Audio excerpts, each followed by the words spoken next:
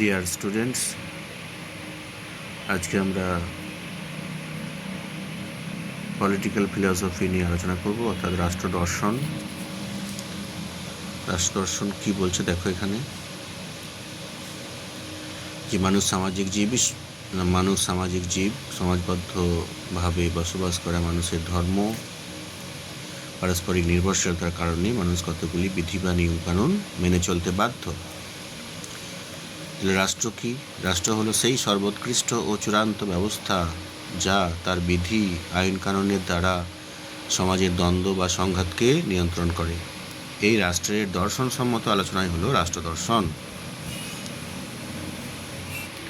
রাষ্ট্রদর্শনের স্বরূপ বা প্রকৃতি বিষয়ে বলা হয় যে রাষ্ট্র তার শাসন ব্যবস্থা সম্পর্কিত সব ভাবনাকে সাধারণভাবে রাষ্ট্রীয় চিন্তা বলা হয়।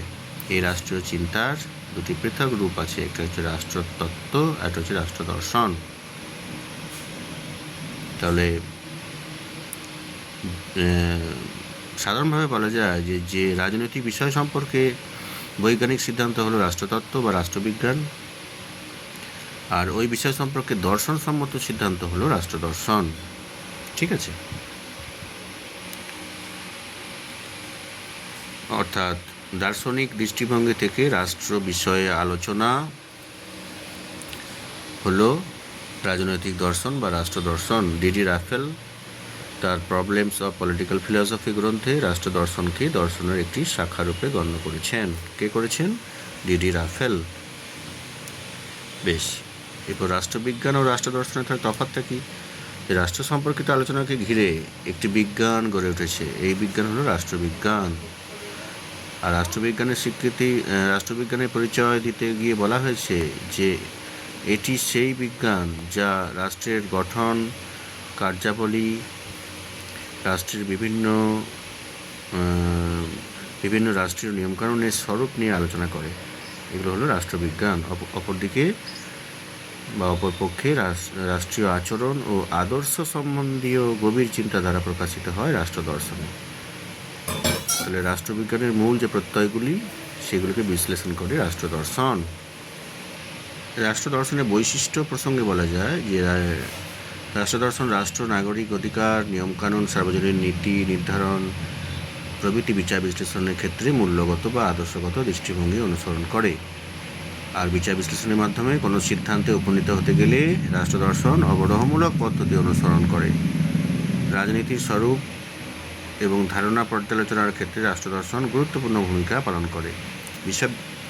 আর রাষ্ট্রদর্শনের বিষয়বস্তু সম্পর্কে কী বলা হচ্ছে, যে রাষ্ট্রদর্শনের বিষয়বস্তু হলো যে তত্ত্বগত আলোচনার দিক থেকে রাষ্ট্রের দার্শনিক তাৎপর্য নিরূপণ করা, রাষ্ট্রের উৎপত্তি, প্রকৃতি, বিবর্তন ইত্যাদি বিষয়ক আলোচনা, রাষ্ট্রের সঙ্গে নাগরিকের সম্পর্ক, নাগরিকের অধিকার, কর্তব্য ইত্যাদি বিষয়ে আলোচনা, রাষ্ট্রের ভালো মন্দের দিক, রাষ্ট্রের কোন কাজটি ঔচিত্যবোধক অর্থাৎ উচিত এবং কোনটি অনুচিত ইত্যাদি মূল্যবোধক আলোচনা এবং রাষ্ট্রদর্শনের আলোচ্য বিষয়বস্তুকে মূলত মূল্যগত দিক থেকে আলোচনা করা।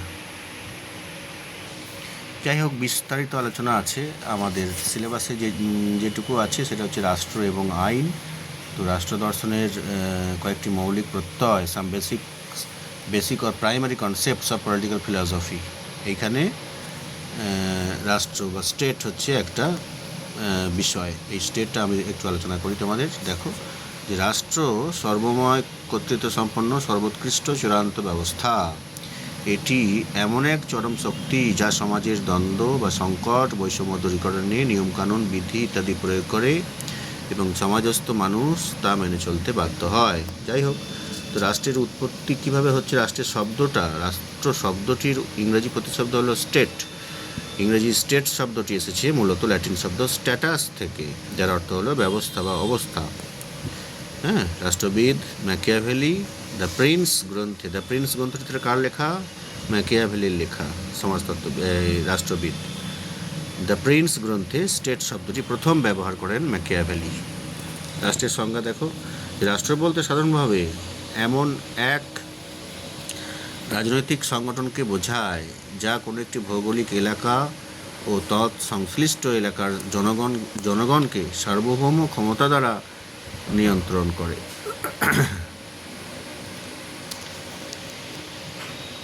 এরপর দেখো রাষ্ট্রের উপাদান তাহলে কী কী, রাষ্ট্র কী নিয়ে গঠিত, যে রাষ্ট্র 4টি প্রধান উপাদান নিয়ে গঠিত: জনসংখ্যা, ভূখণ্ড, সরকার এবং সার্বভৌমত্ব। এটা রাষ্ট্রের মূল বৈশিষ্ট্য বলতে পারো। হ্যাঁ, বেশ, এই 4টি থাকলে তবেই রাষ্ট্র বলা যাবে। 1 নম্বর হচ্ছে জনসংখ্যা, 2 নম্বর হচ্ছে ভূখণ্ড, 3 নম্বর হচ্ছে সরকার, আরেকটা হচ্ছে সার্বভৌমত্ব। 1 নম্বর যে বৈশিষ্ট্য জনসমষ্টি, পপুলেশন, সেটার ব্যাপারে বলা হচ্ছে যে রাষ্ট্রমাত্রেই কম বেশি জনসংখ্যায়, কম বেশি সংখ্যায় জনগণের সম্প্রদায় থাকবে। হ্যাঁ, অর্থাৎ লোক সংখ্যা সব রাষ্ট্রেই একরকম না হলেও প্রত্যেক রাষ্ট্রে কিছু পরিমাণ ব্যক্তির সমাবেশ আছে। এবার জনসমষ্টির বিভিন্ন প্রকারভেদ আছে। যাই হোক, তো জনসমষ্টির পরে আমরা দেখব নির্দিষ্ট এলাকা বা ভূখণ্ড, এটাও অবশ্যই থাকতে হবে। হ্যাঁ, একটি নির্দিষ্ট ভূখণ্ড ছাড়া রাষ্ট্রের অস্তিত্ব সম্ভব হতে পারে না। ভৌগোলিক সীমারেখার দ্বারা আবদ্ধ নির্দিষ্ট একটি অঞ্চল হলো ভূখণ্ড, অর্থাৎ টেরিটরি। কোনো রাষ্ট্রের যে নির্দিষ্ট ভূখণ্ড থাকে তা অন্যান্য রাষ্ট্র কর্তৃক স্বীকৃত। যে জনসমষ্টি একটি নির্ধারিত এলাকার মধ্যে স্থায়ীভাবে বসবাস করে তারাই রাষ্ট্র গঠন করতে সক্ষম হয়। এরপরে দেখো সরকার, যে সরকারকে রাষ্ট্রের মস্তিষ্ক বলে উল্লেখ করা হয়। অর্থাৎ সুনিয়ন্ত্রিত সংঘবদ্ধ জীবনের জন্য প্রয়োজন সুগঠিত শাসন ব্যবস্থা। নানা বিভাগে বিভক্ত হয়ে শাসনযন্ত্র জনসম্প্রদায়ের জীবন সুষ্ঠু ও নিরাপদভাবে পরিচালনা করে। তাই রাষ্ট্র গঠনে সরকার অর্থাৎ গভর্নমেন্ট একটি গুরুত্বপূর্ণ উপাদান। সরকারকে রাষ্ট্রের মস্তিষ্ক বলা হয়। সরকার ছাড়া কোনো রাষ্ট্রই তার কাঙ্ক্ষিত লক্ষ্যে উপনীত হতে পারে না। রাষ্ট্রের আভ্যন্তরীণ শান্তি শৃঙ্খলা বজায় রাখা, বাহ্য শক্তির আক্রমণ থেকে রাষ্ট্রকে রক্ষা করা, নাগরিক স্বার্থ সুরক্ষিত করা ইত্যাদি যাবতীয় কার্যকলাপ সরকার কর্তৃক সম্পাদিত হয়। তারপর দেখো সার্বভৌমিকতা প্রসঙ্গে, অর্থাৎ সভারেন্টি। হ্যাঁ, কি বলা হচ্ছে যে রাষ্ট্রের যেমন নির্দিষ্ট ভৌগোলিক সীমানা আছে তেমনি আছে নিজস্ব আধিপত্যের এলাকা। প্রত্যেক রাষ্ট্রই সার্বভৌম অর্থাৎ স্বনিয়ন্ত্রিত। বহির্শক্তির প্রভুত্ব থেকে স্বাতন্ত্র্য রক্ষা ও আইন কানুনের দ্বারা নিজ সীমানায় আধিপত্য বিস্তার রাষ্ট্রের অন্যতম গুরুত্বপূর্ণ একটি বৈশিষ্ট্য। রাষ্ট্র নিজের আইন কানুনের প্রতি সর্বাত্মক আনুগত্য দাবি করে। ঠিক আছে, এই হচ্ছে সার্বভৌমিকতার যে পয়েন্টটা ছিল তোমাদের। আর রাষ্ট্রের কাজ প্রসঙ্গে বলা হচ্ছে যে আদর্শ রাষ্ট্রের কাজগুলি নিম্নে আলোচনা করা হলো। অর্থাৎ প্রথমত রাষ্ট্র আভ্যন্তরীণ শৃঙ্খলা অক্ষুণ্ণ রাখে এবং নিরাপত্তার ব্যবস্থা প্রদান করে। 2 নম্বর হচ্ছে প্রাথমিক শিক্ষা, চিকিৎসা ইত্যাদি কাজও রাষ্ট্রের পক্ষে উচিত কর্মরূপে গণ্য হয়। প্রাথমিক শিক্ষা, চিকিৎসা। তারপরে দেখো জাতির অগ্রগতি নিরিখে রাষ্ট্র আন্তর্জাতিক শান্তি ও সভ্যতা বিকাশে সহায়তা করে। ঠিক আছে, আর রাষ্ট্র ব্যক্তি স্বাধীনতা ও অধিকার নিশ্চিত করার মাধ্যমে ব্যক্তিত্ব বিকাশের পূর্ণ সুযোগ দান করে নাগরিককে। অনেকে আইনের দিক থেকে বিচার করে বলেছেন যে রাষ্ট্রের কাজ হলো আইন প্রণয়ন করা, তাকে ব্যাখ্যা ও প্রয়োগ করা। বুঝতে পারছ? তাহলে রাষ্ট্রের আলোচনা করতে গিয়ে আমরা আইনের কথাও এই প্রসঙ্গে পাচ্ছি, যেটা আমি এরপরই আলোচনা করব। দেখো, এবার আমরা একটু সংক্ষেপে আইন নিয়ে একটু আলোচনা করব। রাষ্ট্র দর্শনের অন্যতম প্রধান আলোচ্য বিষয় হলো আইন, ল।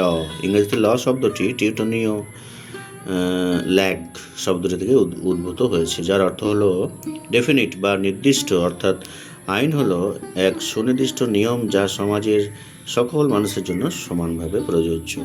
আইনের অর্থ কি? আইন কথাটি সাধারণভাবে 2টি অর্থ রয়েছে, ব্যাপক অর্থ ও সংকীর্ণ অর্থ। ব্যাপক অর্থে বলা হচ্ছে যে আইন কথাটিকে বিভিন্নভাবে প্রয়োগ করা হয়, যেমন প্রাকৃতিক আইন, ন্যাচারাল ল, সামাজিক আইন, সোশ্যাল ল, নৈতিক আইন, মোরাল ল। অর্থাৎ প্রকৃতিতে ঘটে যাওয়া বিভিন্ন ঘটনাবলী পশ্চাতে কিছু কার্যকরণ নিয়ম থাকে যা ইচ্ছাকৃত নয়, স্বাভাবিক নিয়ম, যেমন মাধ্যাকর্ষণ নিয়ম, জোয়ার ভাটা, দিনরাত, ঋতু পরিবর্তন ইত্যাদি। এগুলোকে বলা হয় প্রাকৃতিক আইন। আর সমাজে প্রচলিত রীতিনীতি প্রথা ইত্যাদিকে কেন্দ্র করে যে আইন গড়ে ওঠে তাকে বলে সামাজিক আইন।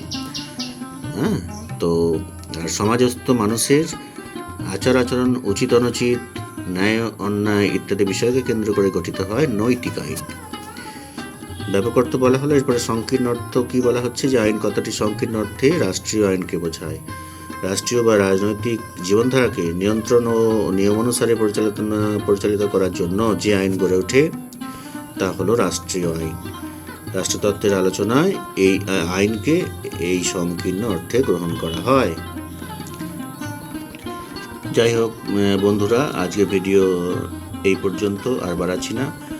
আরেকটি পর্বে তোমাদের আরেকটি ভিডিও নিয়ে আসবো এর পরবর্তী পর্বে। সেটা হচ্ছে আইন সম্পর্কে যে পরবর্তী যে আলোচনা আমার, সেই ভিডিওটি এরপরেই তোমরা দেখতে পাবে খুব শীঘ্র। সবাইকে অসংখ্য ধন্যবাদ। আজ এইটুকু থাক, রাখছি। ভালো থেকো সবাই।